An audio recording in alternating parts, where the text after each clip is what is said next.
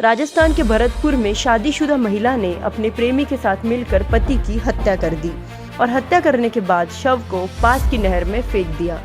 मृतक के पिता ने पुत्र की गुमशुदगी की रिपोर्ट पुलिस थाने में दर्ज कराई थी। कई महीने तक गायब हुए व्यक्ति का पुलिस को कोई सुराग नहीं मिला, मगर इस कहानी में नया मोड़ उस समय आया जब मृतक के पिता ने बहू को उसके प्रेमी के साथ रात में अवैध संबंध बनाते हुए रंगे हाथ पकड़ लिया। तुरंत ही उन्होंने इसकी शिकायत पुलिस से कर दी, जिसके बाद पुलिस द्वारा सख्ती से की गई पूछताछ के दौरान महिला और उसके प्रेमी ने अपना गुनाह कबूल कर लिया। दरअसल क्षेत्र के रहने वाले 47 साल के पवन शर्मा की शादी 3 जून 2015 को उत्तर प्रदेश के कानपुर की रहने वाली 23 साल की रीमा के साथ हुई।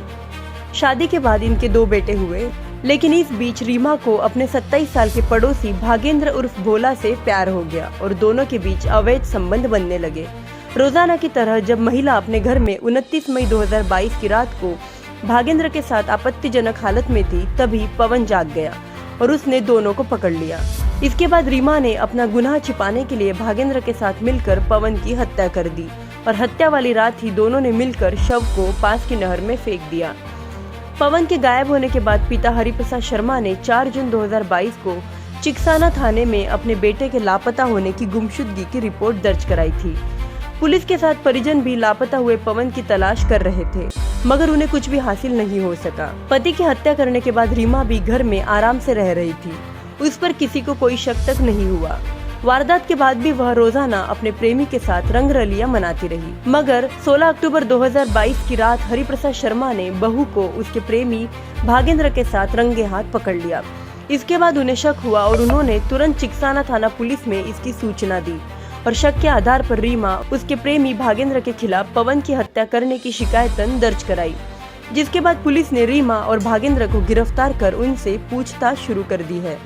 पुलिस पूछताछ में रीमा ने कबूल किया कि उसने ही अपने प्रेमी भागेंद्र के साथ मिलकर अपने पति की हत्या की और शव को नहर में फेंक दिया था, जिसके बाद पुलिस ने दोनों को गिरफ्तार कर लिया है।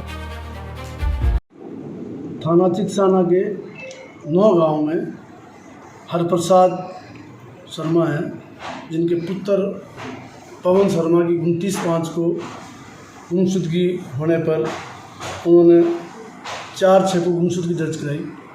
फिर 20/11 को उनको डाउट हुआ उसकी बेटे की बहू पर और उसके प्रेमी भोला पर, जो उन्हीं गांव का था।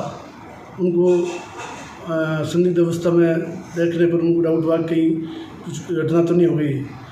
इनको 2 दिन पहले पुलिस ने बुला करके पूछताछ की भोला को और उनकी पुत्रवधू को, रीमा को।